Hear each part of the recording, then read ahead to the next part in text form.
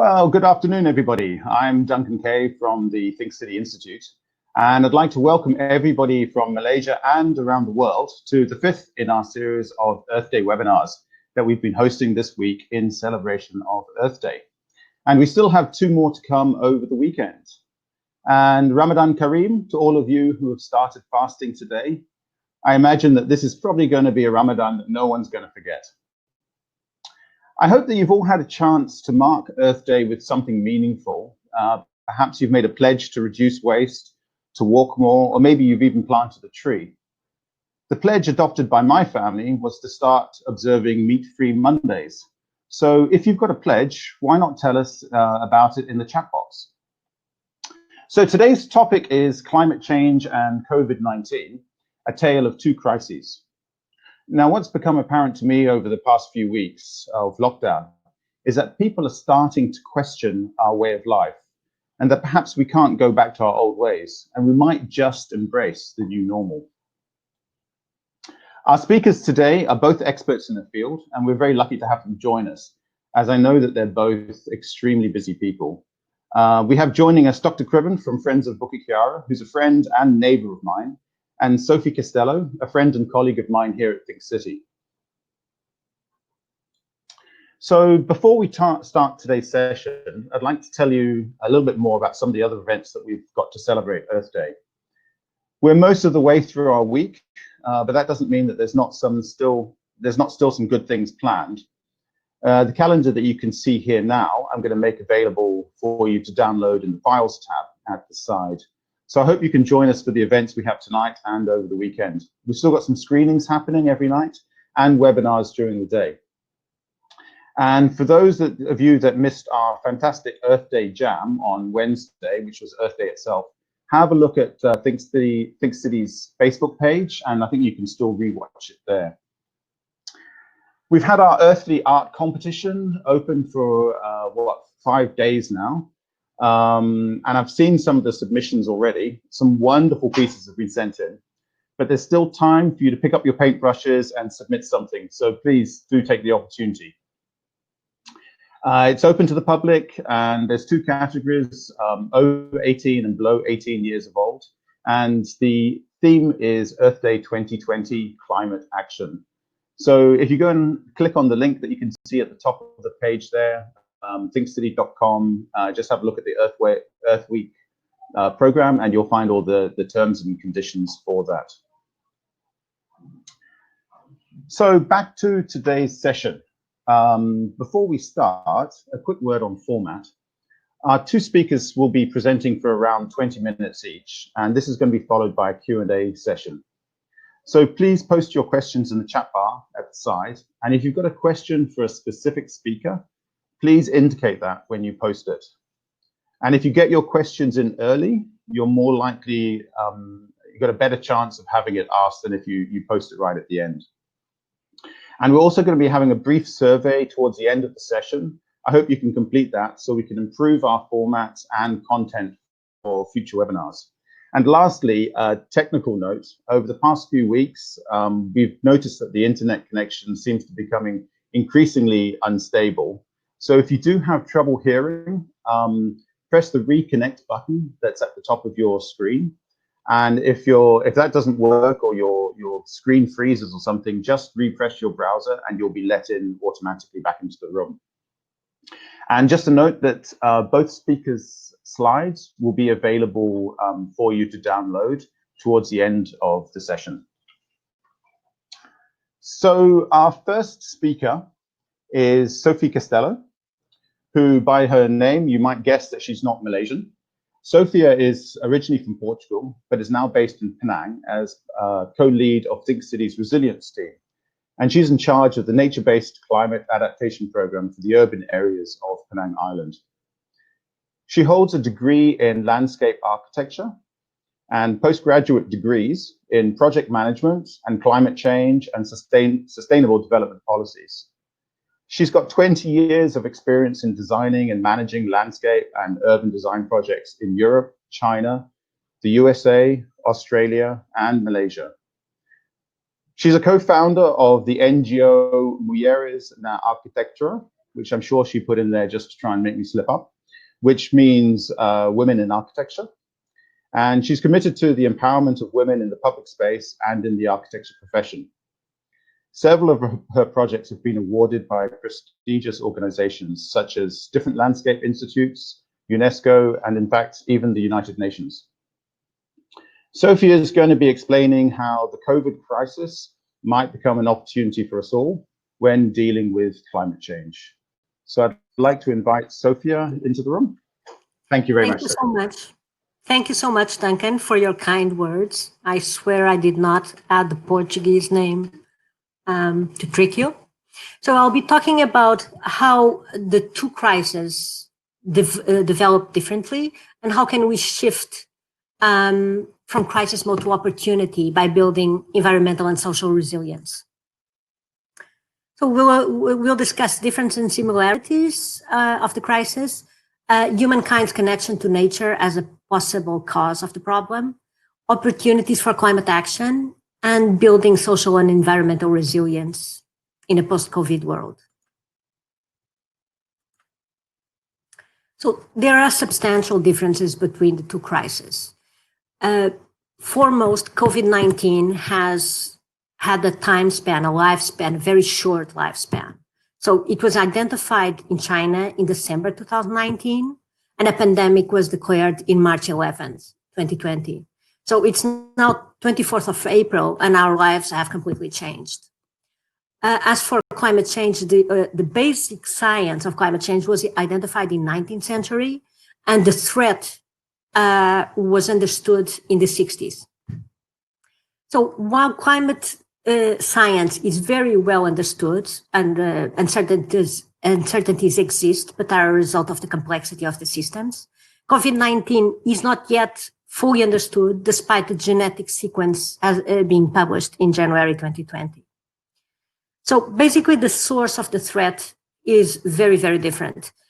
For climate change, it's basically a high concentration of heat-trapping gases in the atmosphere, resulting of human activity.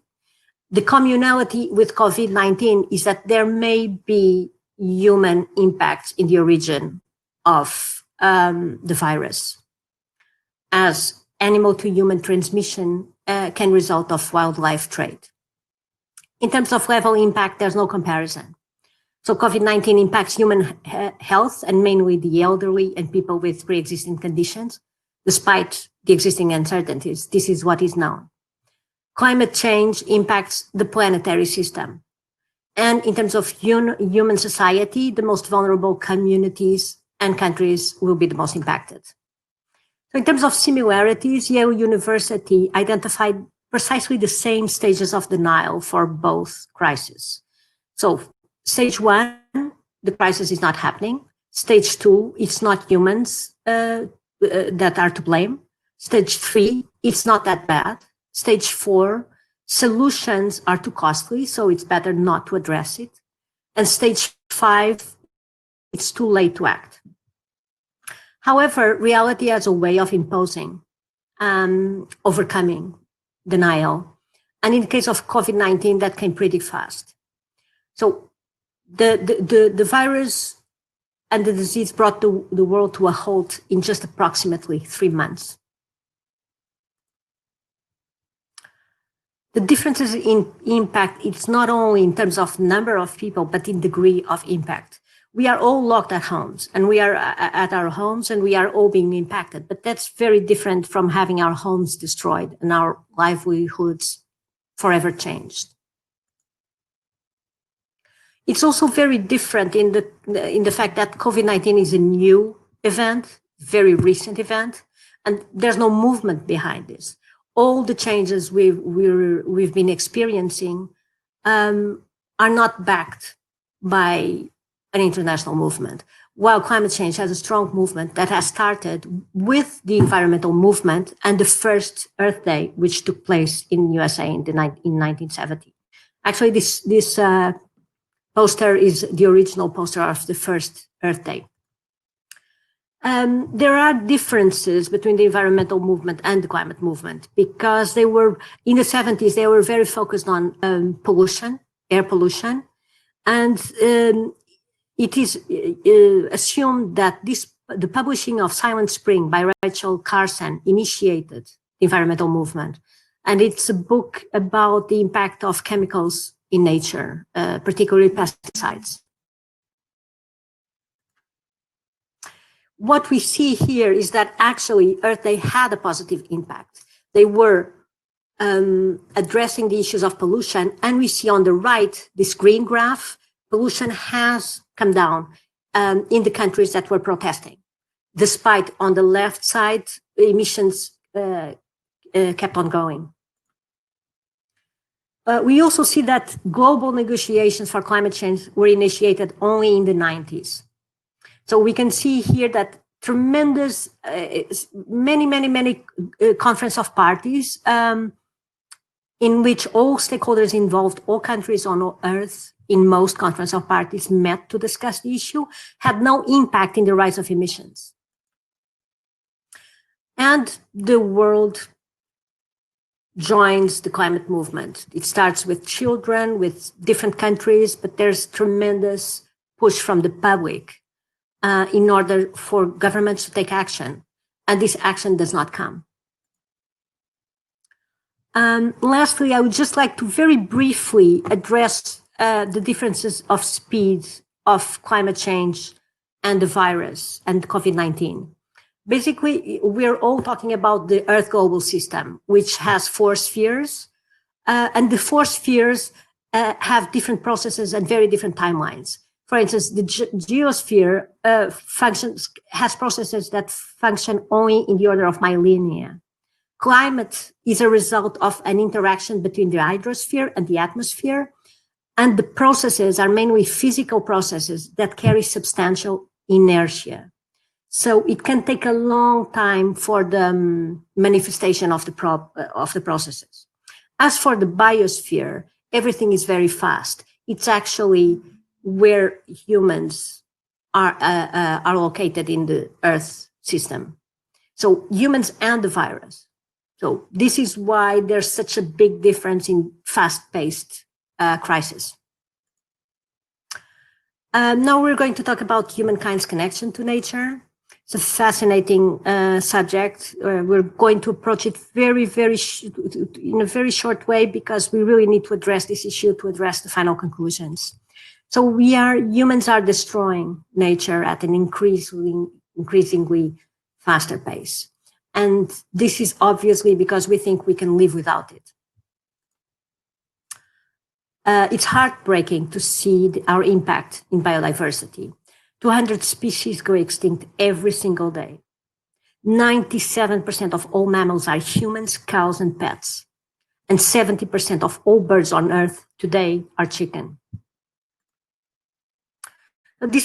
Even though this is a very complex issue that deserves at least one extra webinar, we know that along our evolution on Earth, we've begun to separate ourselves, humankind, from nature. I'm just using a reference and a story of origin of the 3 main monotheistic religions, which is basically the expulsion from paradise, which is a metaphor of separation from nature. So Adam and Eve were living peacefully integrated in nature and were expelled from that. There are several interesting philosophical books addressing this issue that I highly recommend. And how can we see how much entrenched this notion is that humankind and nature are completely separated? When Charles Darwin published The Origin of Species, the shock and awe in society was unbelievable. We were talking about the 19th century. So medicine was quite evolved. So we knew that our organs were very similar to other animals' organs. But just the idea that we could share the evolution with other species on the planet was shocking for most. Despite this separation from nature and this idea that man dominates nature, there are always fears present. So King Kong is a great metaphor for this. It's that man goes into the jungle, but the jungle strikes back at man. And we can see this in COVID-19 crisis. I see many, many people saying that this is a revenge from nature. Obviously, nature does not take revenge. This is a natural response according to natural laws. An action deserves a reaction, is met with a reaction. So for me, this is the best example of the global absurdity of seeing man as being detached from nature. The idea of colonizing Mars is absurd at so many levels. I'm just going to give you an example. I'm not going to talk about atmosphere, energetic costs, the limitations to the population that could colonize Mars. I'm just going to talk about one tiny example to give you an idea of how absurd this is. If we were to live on Mars, our blood could not coagulate properly because Mars has only 38% of Earth gravity, and coagulation of blood is essential to healing wounds, and that would not function properly. This is a very, very, very small example of how deeply connected we are in syntony. We are in perfect syntony with our planet, and the idea of living in another planet is absolutely absurd. Okay, in terms of opportunities for climate action, we must say that this is not the worst of times. We see many people, many global leaders, and many scientists pushing for using this crisis as an opportunity for systems change. We see also the need to have a global view on the problem.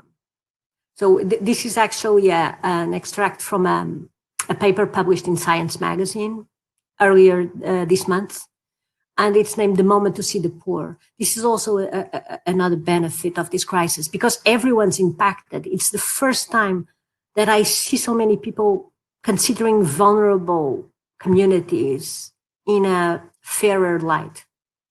So just to read the end of this extract, a thorough review of worldviews, lifestyles, and the problems of short-term economic valuation must be carried out. A more responsible, more sharing, more caring, more inclusive, and fairer society is required if we are to survive in the Anthropocene. Okay, we also see leaders like Emmanuel Macron saying that this is a time to think the unthinkable. We see manifestos like this Dutch manifesto with 5 proposals for a better world after the pandemic. And we also see the opportunities that the economic crisis brought by COVID-19 will require responsible governments in terms of economic stimulus. And this economic stimulus should be addressed at building a more sustainable world. In terms of building social and environmental resilience in a post-COVID world. So it's essential to shift from an incremental to a systemic change. And for that,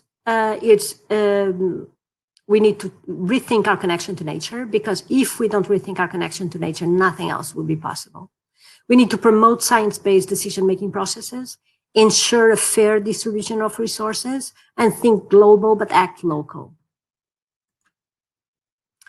In terms of rethinking our connection with nature, we need to understand that we are absolutely dependent of nature processes, and there's significant wisdom in world's ecosystems and self-regulation mechanisms. The idea that we can live without this is unthinkable, and we need to incorporate this in our way of thinking, in our societies and governments' ways of thinking. One such example is this movement that tries to protect half of the world. The idea is to leave 50% of the planet without any kind of human intervention by 2030. And this is because Earth has a tremendous capacity of self-regenerating. In terms of promoting science-based decision-making processes, this we have seen in the last decades a reversal of centuries of evolution. We need to bring back fact-based, science-based decision-making processes, and we just need to rule out leaders, political leaders that do not abide by these principles. We can also play a part. Please don't share or retweet stories that you have not confirmed or sources dodgy such. Please avoid doing that at all costs. There are many ways of addressing it. If you find a story interesting, but you don't know the source, you can just search it. You can Google it before sharing it. And then we need to ensure a fair distribution of resources. We cannot keep living in a world in which one American uses the resources of equivalent to 5 planets, and one Indian person uses the equivalent to 0.7 planets. So, and then we need to think global and act local. This is probably the most encouraging result we've seen with the COVID crisis. We've seen the world developing global capacity.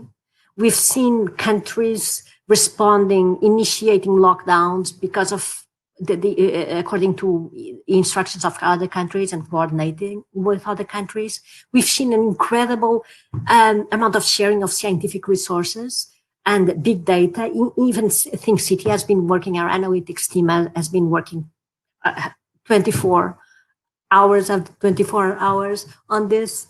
And this is very important, we need to couple environmental and social vulnerability. We need to address them both combined. In terms of acting local, we need to strengthen community support systems. We need to prioritize local markets because of the lack of sustainability, obviously. And also because of local economies and because local markets also strengthen community support systems. And then finally, we need to empower vulnerable community leaders.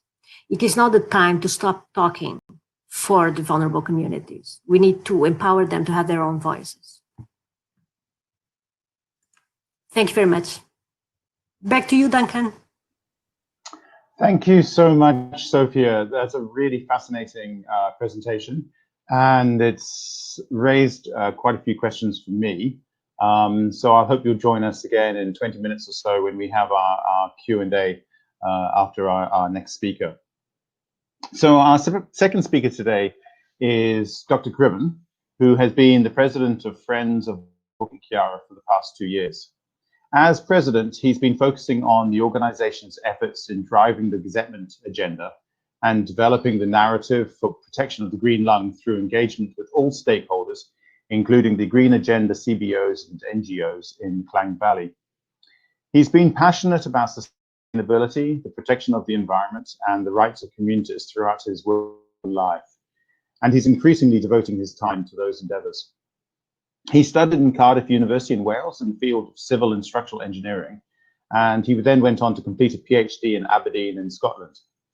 He lived and worked in the UK for over a decade, and then spent several years in Botswana in Southern Africa, where he was involved in sustainable design and the development of water resources for desert communities, before returning to Malaysia.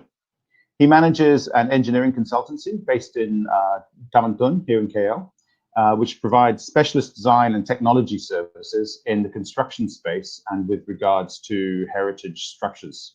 So today he's going to be looking at sort of a community response to climate change and what action communities might want to take. So please do join us, Dr. Kriban. Thank you, Duncan. Thanks for the introductory comments and background. Let me begin. Must commend Sophia for putting the stage together. It's fascinating that she's managed to compare the two crises we're looking at. But let me begin by looking at the issues. There are certainly lessons to be learned from the two crises, COVID-19 and the climate. I think what comes through very quickly is that both of these issues are deadly and costly. We've seen this in terms of COVID-19. We're all under different stages of lockdown, and it's been quite a difficult time. But the climate crisis has been with us for several decades now, and it's something which we need to respond to. So what it requires in both cases is a very comprehensive and early response to be able to manage the problems coming out of this. The other things which have struck me is that in terms of the lessons learned, obviously the COVID-19 has affected human lives most, and we've seen this on a daily basis. Our frontline staff, the medical staff, and so on, who have been responding to this. But in terms of the climate crisis, which is also something which is there with us, it also requires a very large-scale response and a compassionate and proactive one if we are going to address the issues which threaten human lives in the long term. The other thing which occurs to me is that in terms of the pandemic, and for that matter, climate change as well, we are all in this together. There are no borders, there are no boundaries, and so we have to act as one and work together with our partners around the world to be able to resolve and solve this problem. And as Sophia has already mentioned, we are basically living in two worlds. The crisis affects the poorest in our communities the hardest, and we are seeing it now immediately with the COVID crisis. People are going homeless, food is becoming scarce, and so there are millions of people who are at the marginal position of society who have now become poor and are unable to cope. The World Bank predicts that an additional 100 million people will be living in poverty by 2030 due to climate action. So you can see that these are huge huge problems which we need to address and deal with. If I may go on, of course, one of the things which has come out immediately with this is that a lot of our pollutant levels, our rivers are cleaner, and we have many examples of this. But of course, it demonstrates that we actually, given the will, we can actually start to make an impact on the environment, which is obviously central to our requirements to deal with climate change in the long term. Of course, in general, the climate change affects all of us, and of course, it's a global problem, and we are looking at it at a local lens. We have issues of sea level rising. It's estimated that this could go up from 30 cm to about above a meter by the turn of the century. So, of course, anything like this is going to affect our economic activity. Tourism is going to be impacted, a very important source of income for Malaysia, for example. We've had frequent flooding, and this is something which we are living with all the time. Coastal cities such as Malacca, Kota Kinabalu, Johor Bahru, and Kuching, for example, are affected, and so are the low-lying states. Then we have the issue of food security, which is at risk. Climate change affects the crop yields. And of course, it's unpredictable, the weather, and therefore this can affect livelihoods of farmers who are at immediate risk. There's also the health impacts, the fact that global warming and heat-related illnesses are going to increase. And then there's the whole issue of the heat island effect, which is obviously going to be something we have to deal with, and we're already dealing with, and needs to be considered. In comparing the two issues, the coronavirus and climate change, one of the things which struck me is that in both cases, you're talking about an exponential growth and then a limited capacity to cope. In the case of coronavirus, you're talking about the danger of the number of people who are infected, people who are basically overwhelming our healthcare systems. And this is why we've been talking about flattening the curve and trying to manage this situation. But of course, this has been on a very small time scale, and it's very likely that particularly if we develop and find a vaccine, that recovery from this will be quick and will be possible. Of course, there's no stopping, no guaranteeing that there will be not another virus which will affect us in the near future. But if you look at climate change, it's actually quite different. I mean, again, it's because of the exponential growth of emissions, which has overwhelmed our ability to manage events such as droughts, floods, and wildfires, which has basically affected our lives quite difficult, in difficult ways. But the future in terms of climate change is actually a lot more dire, in the sense that if we do not act now, if we don't make changes to our way of life, there won't be a recovery. We are at great tipping points, and the Earth will not be the same ever again, and life may not continue the same way we are expecting. Many climate experts have identified 2020 as being a critical year for this impacts of climate change and global warming. Let's look at some figures here. This is a graph which indicates our carbon levels for the last 800,000 years. And you can see from the graph that there's been a very small band through which the carbon has moved, always below the 300 ppm mark. But look at the last part of that graph. There is this exponential growth, what the scientists are calling the great acceleration, where all of these activities have created a totally different world.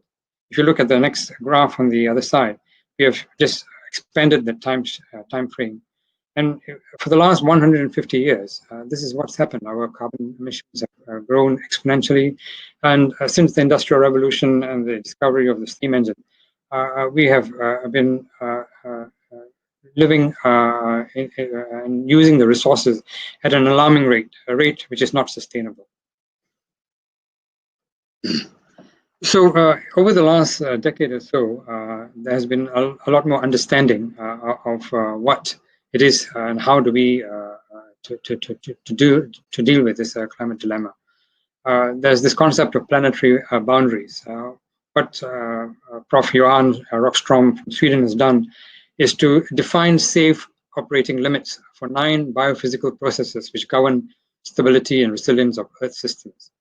And you can see that in the graph on the left, where you have these the globe or the circle segmented into these 9 locations, and each of this has different aspects of biophysical processes: climate change, land change, freshwater use, and so on and so forth.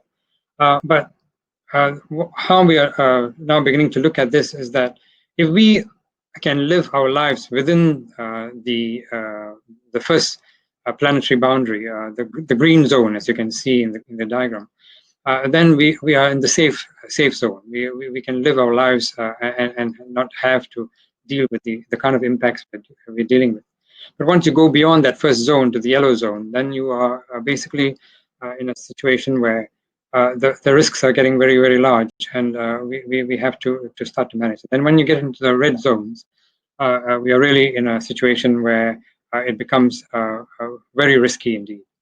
And so these boundaries are defined, and by this way we can start to look at which are these biological processes and so on we need to be able to control and bring back to these safe zones. It's a very interesting way of looking at this. And I would encourage all of you to go back and look at the work which has been done over the last 10 years in this area. The planetary risks are basically becoming too large, and what we require is transformative changes to be made for us to be able to carry on living in the same way as we have done in the last 100 years. So arising from all of this, in 2015, we had the Paris Agreement. The UN came up with the Sustainable Development Goals. And Malaysia signed up to this. And Malaysia is a country, and these are some of the goals. We're going to reduce our greenhouse gases by 45%. We're going to become carbon neutral by 2050. we're going to preserve our primary forests, and we're going to keep 50% of our land under forest. So these are all defined in our National Physical Plan number 3. And so we need to look at addressing this, and this is where the community groups and community organizations come in. We have to monitor that these goals are actually being met or being sustained. I come from a community organization called Friends of Bukit Kiara. Was set up in 2014, basically to protect the sanctity of a green lung, which we live nearby to. The movement actually started much earlier as a Safe Bukit Kiara movement by very committed community leaders in this area. And this is the map of the area to put into context. That green boundary is the remaining 400 acres or 160 hectares of land, which we are trying to protect and gazette. Then you would see also in that diagram right below in orange color, a rectangular piece of land, which is currently under threat of development and something which the community has very vocally resisted against.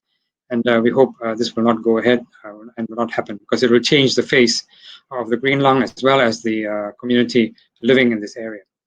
And then you also see there are these blue lines.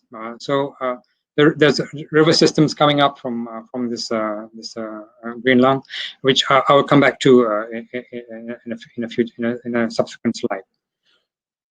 So KL has about 30% of its spaces which are considered green out of land space of about 243 kilometers square. But it's interesting to note that only 9% of this is actually open spaces which are accessible and can be used for social and recreational needs. So it's not surprising that a place like Bukit Kiara, which has got this green lung, has huge numbers of visitors during the weekends, particularly, and is well supported in terms of nature lovers, hikers, and so on. Of course, we know that public spaces are very vital to our healthy living, and increasingly also there's a lot of evidence to show that in terms of our mental state of health, green lungs are very important indeed. The key for us as community organizations is to look at how we increase our level of visibility, and by this I mean what we're doing is basically looking at working together with the other community-based organizations and NGOs, and moving forward with that in the light, and engaging with our municipalities and our politicians to make sure that these goals which we have signed up to are in fact being adhered to, and we have a plan to actually move forward. This gives an idea of the population density in Kuala Lumpur. You can see in the red light that there is a continuous increase in population and population density. Not surprising, because of course Kuala Lumpur is the main city of Malaysia, and there's a lot of economic opportunity, and people migrate, come into and to work. So we need to contend with that, and we need to work to make sure that our green spaces and our open spaces are keeping in sync with this. As you can see, the green line there, we had a major reduction of that in the beginning of this decade. This is being slightly reversed now because of course we signed up to 2015, and some of these we've got a tree planting campaign which started in 2015, 2016. But the point is that this needs to continue, and it's not very clear how well this is going to carry on in the future. More statistics. The one on the left indicates some of our targets, which we have actually decided on in terms of green cover or green space, tree cover. We are estimating that we need to get to a 30% coverage to meet with our guidelines by 2030. Other countries have different other targets. But what is interesting, though, is that at this point in time, our coverage of green spaces or tree coverage is only 17%. And so there's a lot more to be done in the next 10 years for us to be able to achieve this. The figures on the right also indicate similar patterns.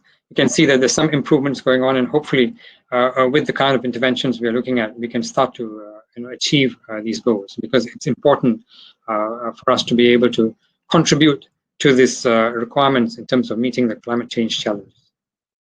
So what are we doing as a community organizations? We've hosted some roundtables to discuss with our partners, to come up with common themes and come up with ways we can work together to highlight issues and also have a common voice.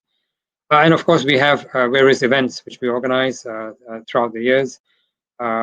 We've done, we had a very successful Earth Day last year.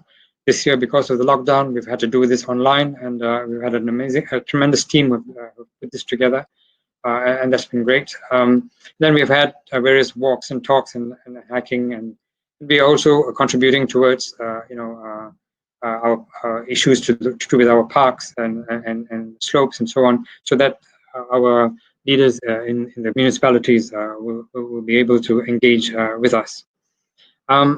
In terms of, these are some of the green organizations we work with.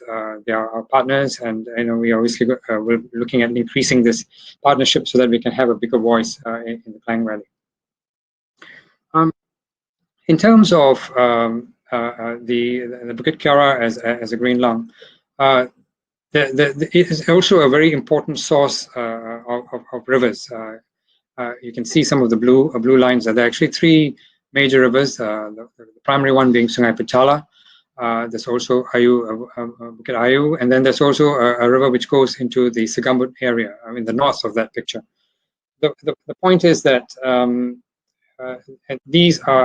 there is an important water body in this green lung, and with that, these drains into the rivers which go into our neighboring states and so on. But what is interesting for us is that currently we are actually in the throes of looking at a new structural plan for Kuala Lumpur, which is the 2040 structural plan. This has been published quite recently, and we have been allowed to review this document. And some of these aspects, for example, these water bodies and so on, are not addressed in the structural plans. And it's I think it's something which we need to raise as a community and objections, so that we can actually start to look at some of these things and being very important to maintaining the sanctity of these areas. The green lung itself, as I say, provides a sponge in terms of water retention. It controls flash floods and so on and so forth. So if we lose this green space, it could have major and catastrophic impacts in the community which lives in this area. There are communities around Bukit Kiara, probably right immediately, maybe 30 or so thousand people living around, and so these can become very dire impacts if we don't protect the green lung. We have also done river surveys and so on, and we find that there are there's a lot of wildlife still within the river systems in this area because of its pristine condition, and something which we need to try and preserve in the long term. One of our primary agendas was, in fact, when we started the community-based organization, was to look at gazettement and management of Bukit Kiara. We have been looking at this for many years. In 2007, there was a first light of this happening. There was a cabinet paper. It was approved in 2007, and unfortunately, for various reasons, this never got implemented. And since that time, we have been, basically making our voices heard to try and get this gazettement in place. Over the last year or so, we had very good dialogues with the PH government. There was some movement in this regard, but it's not very clear now whether this will actually go ahead in terms of because we've had a change of government, and there's something which we need to address and pull up on. The other aspect of this is that gazettement of any green lung is only the first step. We need to come up with a robust management plan which takes into consideration all the social, economic, and environmental priorities, so that we can actually start to build on what's actually there. The other aspect of this, the underlying philosophy of this, should be that the civil society's aspiration should be taken into consideration in managing these green lungs. Over the years, what we are finding is that despite the fact that we have policies and principles in place developing some of these requirements, equally we are also starting to lose green lungs and green spaces. Quite recently, for example, in the neighboring state of Selangor, we were suddenly told that a piece of land, a green lung there in Kuala Langat, was going to be degazetted. And this came as a surprise, and it's something which should really not be happening if we are to try and meet our targets for green lung management, which is what is required. So to finish off, we started off by talking about the pandemic crisis and the climate crisis. But I think what is very clear is that we need to respond in a way which is unprecedented if we are going to save the planet. It means changing our lifestyles, doing away with all of our carbon footprints, doing away with gasoline and petrol, and looking at our eating habits. There's a whole range of lifestyle changes which we need to look at in the next 50 years if we are even going to be able to manage to keep within the overall guidelines which we need to if we are going to go forward with a planet which we can all live and enjoy. On that basis, let me thank you for listening, and I hope we can engage a little bit more during the question time. Thank you. Thanks so much, Dr. Kriban. If you'd stay with us here and not leave. And I'd like to invite Sophia back into the room so we can have a Q&A session. Wow, there's really a lot to digest from both of your presentations. And I'm not sure if I should feel depressed or hopeful. At the moment, it seems to be a sort of an even balance. So I'm hoping that in the next 10 minutes, you can persuade me that I should have hope for these coming years. I want to bring together something that both of you alluded to. So, Sophia, you had something about the number of planet Earths that we need, and I think USA was currently using 5 the resources. 5 planet Earths, and I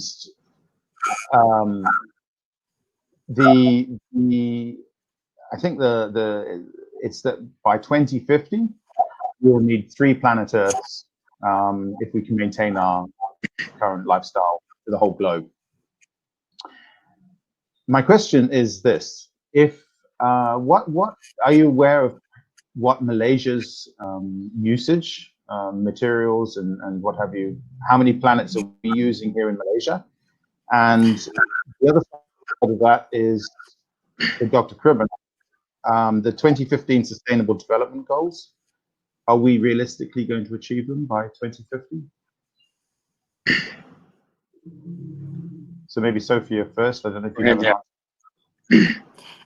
So actually, I've been in a session in USM in which we tested the the planetary reserves of everyone in the audience, and had the elements for Malaysia. Malaysia has between 2.5 and 3 planets. Consumes the resources of between 2.5 and 3. And in the audience, there was one person that had 6 planets. That the test we did with that person, that can very easily be achieved with air travel, to be honest. So, and also the 5 planets in the US is an average. So you have people that have 10 planets and people that have 2 planets. Malaysia is very much. So Dr. Kriban, are we going to achieve our sustainable development goals that we were set in 2015? Well, the goals have been established or have been set, and well, it's a difficult one. Of course, we don't have the data to show this, but I think we just need to look at what's happening in the country. For example, we are talking about achieving greenhouse gas reductions of 45%. Of that, in fact, 35% are supposed to be internally generated, and 10% are supposed to be coming from outside assistance in terms of development countries assisting us in terms of technology and so on and so forth. When we look at the lifestyle of Malaysians, particularly the middle class Malaysians, where we rely totally on cars to move around and so on, it does seem a lofty goal unless we have some very impactful decisions which are being taken. Okay, one of the things which have happened in the last couple of years, which has been very good, is that we've set up an MRT system within the Kuala Lumpur area, and that has increased public transport. I think all of us have benefited from that. But a lot more of this has to happen. There has to be a plan for every city in Malaysia. We have to get away from the dependence on vehicles and move away in that sense. But I think on the face of it, it doesn't seem like we are doing enough to address this on a nationwide basis. And then the other things are in terms of forest cover. I know we must understand that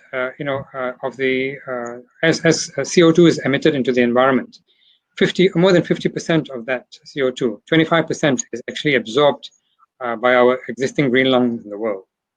And so if you were to remove that, suddenly you are into a very dire situation. And then the other 25% is actually taken up by our oceans.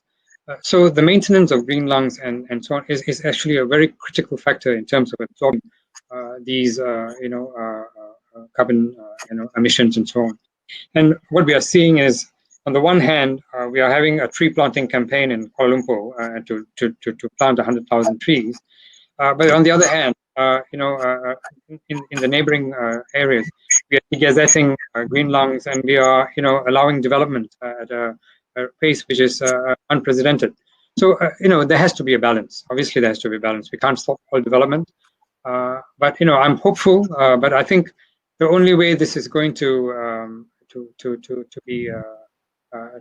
move forward is really with community participation. We cannot just leave this to our politicians or government officials. We need to be engaged, and this is something which I hope we can do more of in the next coming period.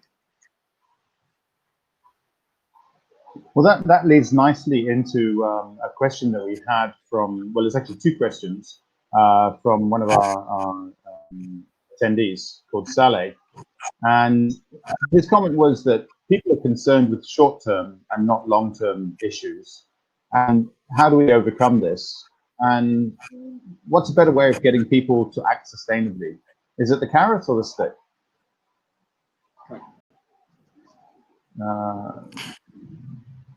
Sophia, would you like to take that? I think both in different circumstances. For instance, in terms of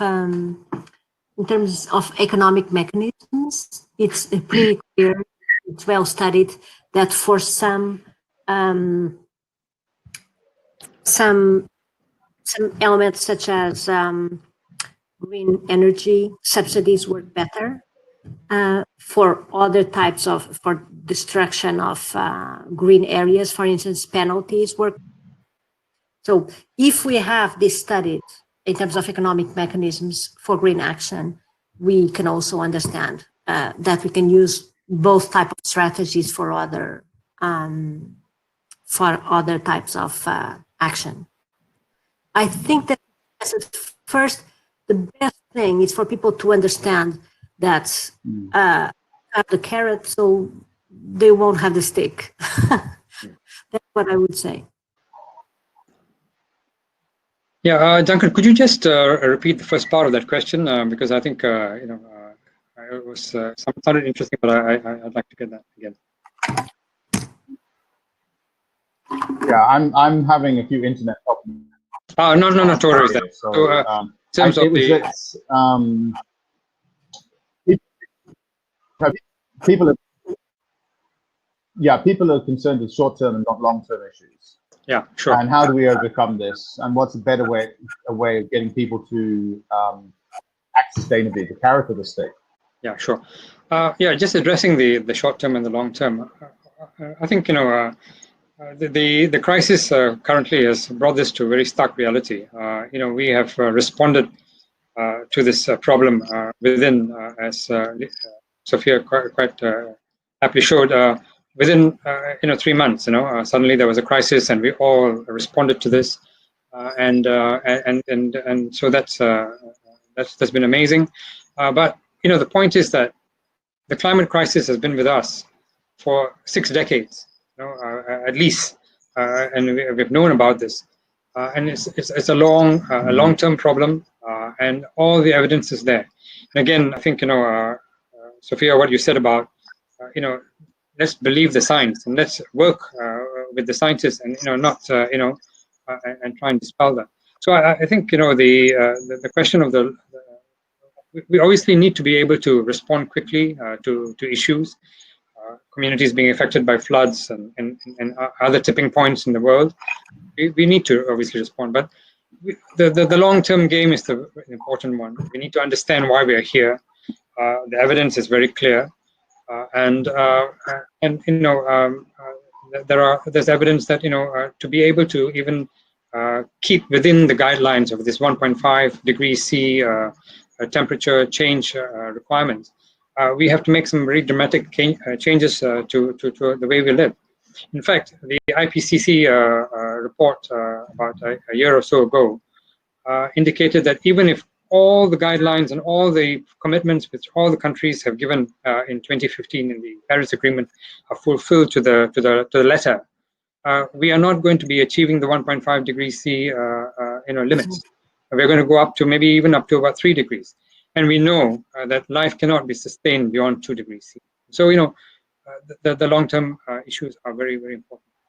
I think, like Sophia, I believe, we need to deal with this with both aspects, the carrot and the stick. We need to give incentives for people to make changes to their lifestyles, of course.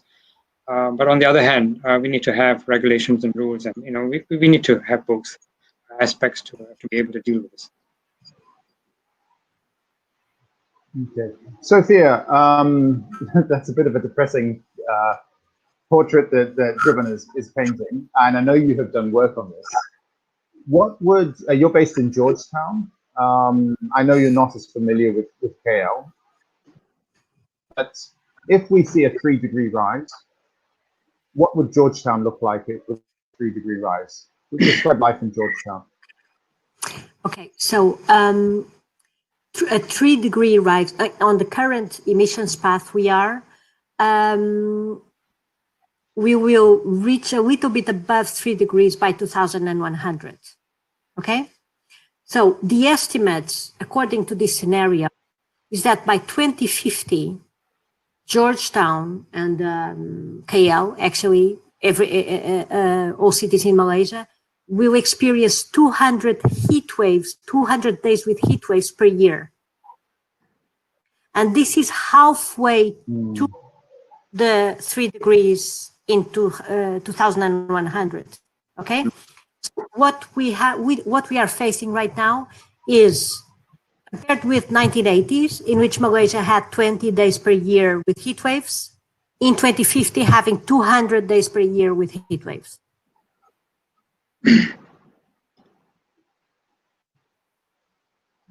I think this expresses, it will have a climate in 2050. It has been identified by a very interesting study. But the climate that Malaysia will have in 2050 does not exist anywhere on Earth at this moment. So if this is in 2050, you can imagine in 2100, it will be it will not be livable, except maybe inside the forest. Yeah. Because green spaces are buffers for human beings. Most people don't understand that. I don't even understand this very well. Green spaces are the best buffer for human life. Yeah, I'd come in on that. We're already at, so I think we maybe have time for just one more question. Okay.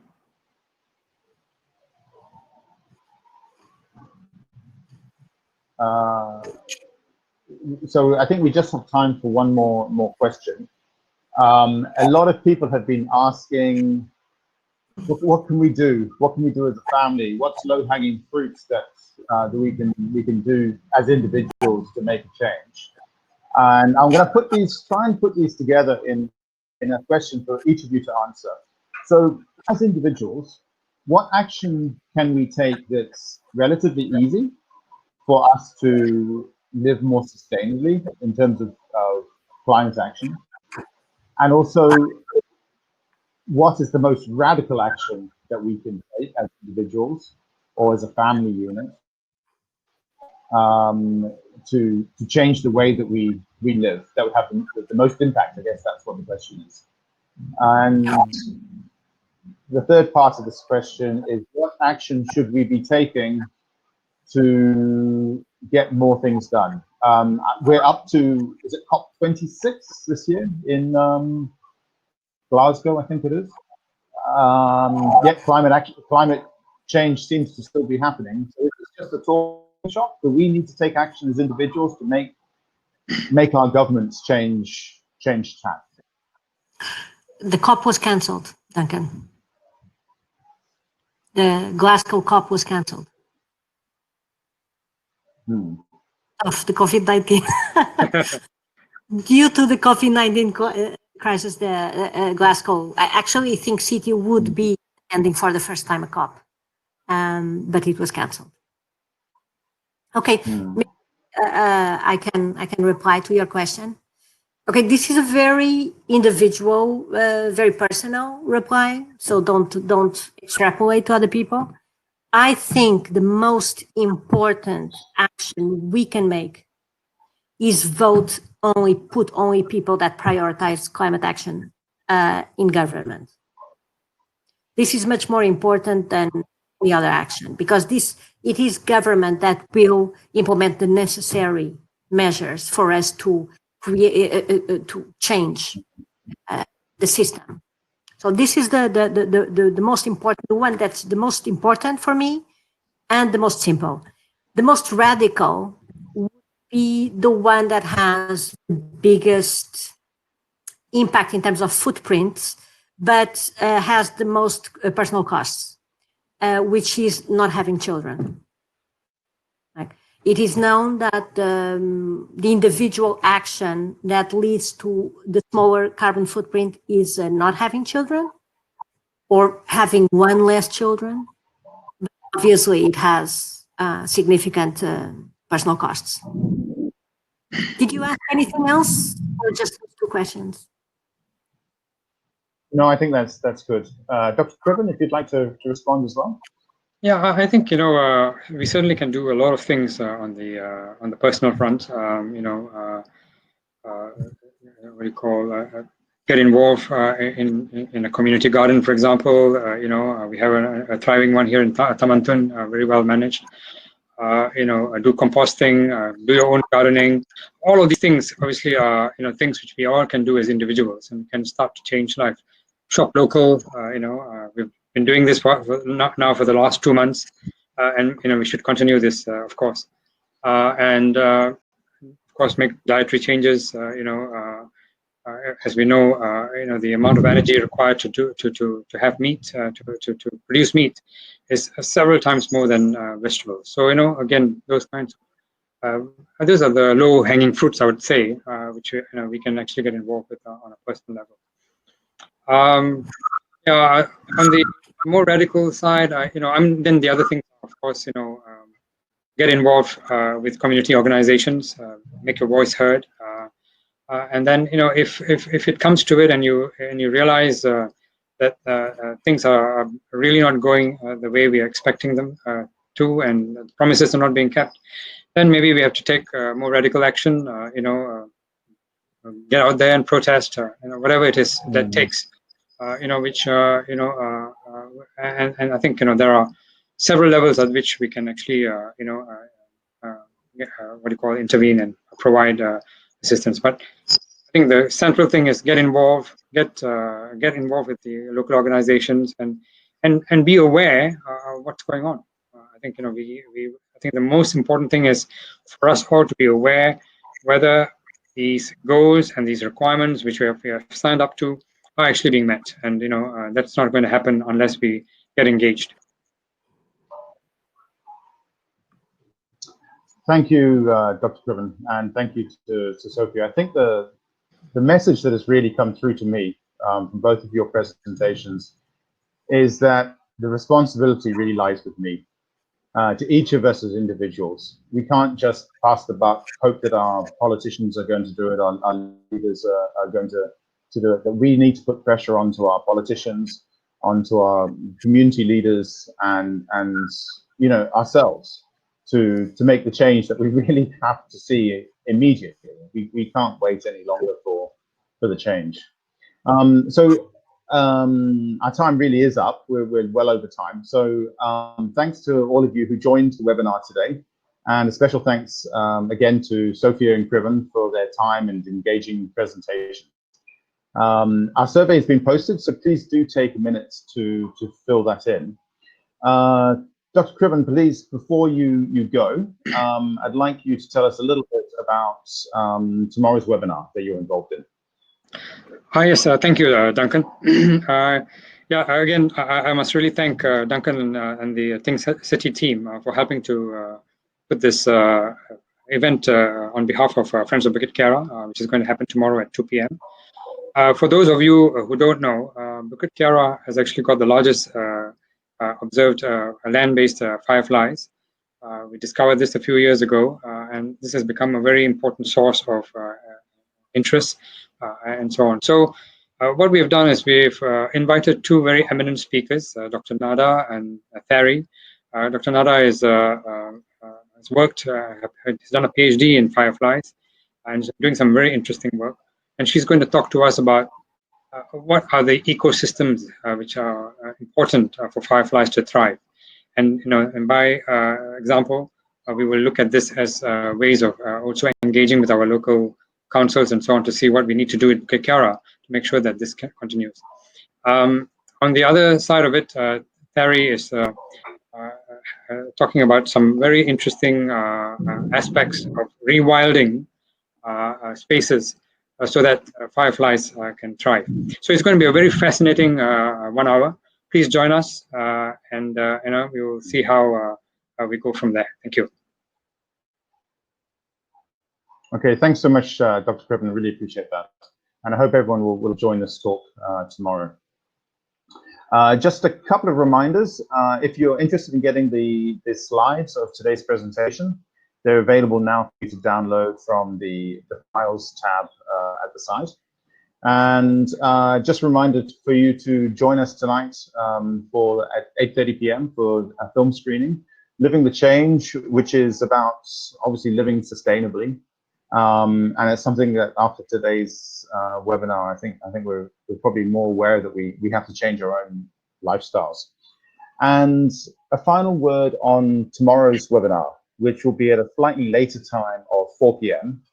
So during this holy month, we're going to be looking at Islam and nature, and it's a roundtable discussion between three distinguished speakers, Tan Sri Zul of the International Islamic University of Malaysia, Rafi Hanif of CIMB, and Ikhwan Aslan from College University Islam Selangor. And this is going to be moderated by Think City's Hamdan Majid. And this is actually going to be the first of our Ramadan Musings series of webinars that we're going to be hosting over the next month, up until Hari Raya. So thank you again to everyone for tuning in. And as usual, we're leaving you with a short video. So until next time, stay safe and still stay inside. Thanks, everyone. Bye-bye. Fun fact, planet Earth is 4.5 billion years old. Mankind, about 140,000 years old. Let me put that in perspective. If you condense the Earth's lifespan into 24 hours, that's one full day, then we have been here on this planet for, drum roll please, 3 seconds. 3 seconds. And look what we've done. We have modestly named ourselves Homo sapiens, meaning wise man. But is man really so wise? Smart, yes, and it's good to be smart, but not too smart for your own good.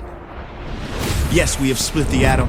Yes, we build clever machines that navigate the universe in search of new homes, but at the same time, those atoms we split created nuclear warfare. In our quest to explore the galaxy, rejects and neglects the home that we have here now, so no, that cannot be wisdom. Wisdom is different. While intelligence speaks, wisdom listens, and we willingly covered our ears, Mother Nature screams, and closed our eyes to all of her help-wanted signs.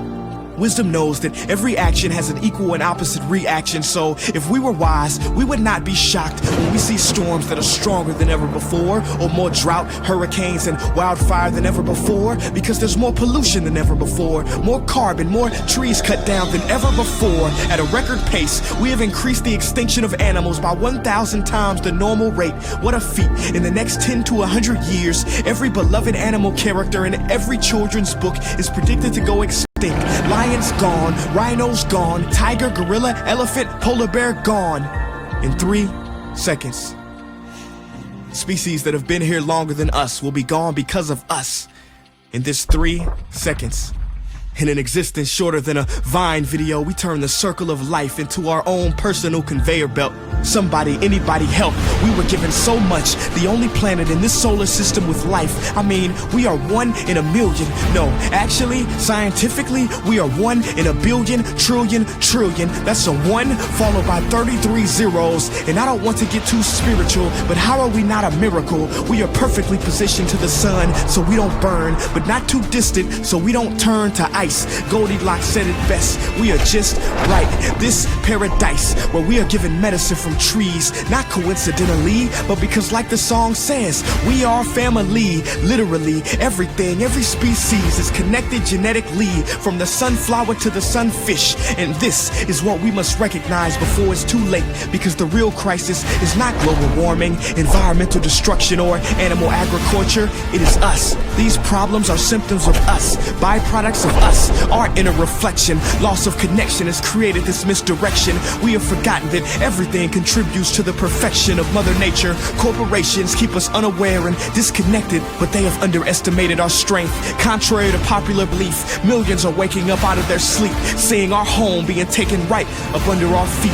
We cannot allow our history to be written by the wicked, greedy, and loony. It is our duty to protect Mother Nature from those who refuse to see her beauty. Call me crazy, but I believe we should have the right to eat food that's safe, with ingredients we can pronounce. Drink water that is clean, marvel at trees, breathe air free of toxins. These are natural rights, not things that can be bargained for in Congress. See, they want you to feel powerless, but it has been said that something as small as the flutter of a butterfly's wing can cause a typhoon halfway around the world. Well, when enough people come together, we too will make waves and wash the world into a new era filled with love and connection, freedom for all without oppression. But it is up to you, yes, you watching this behind this screen, to make the effort, because time is of the essence, and only together can we make it to the 4th second.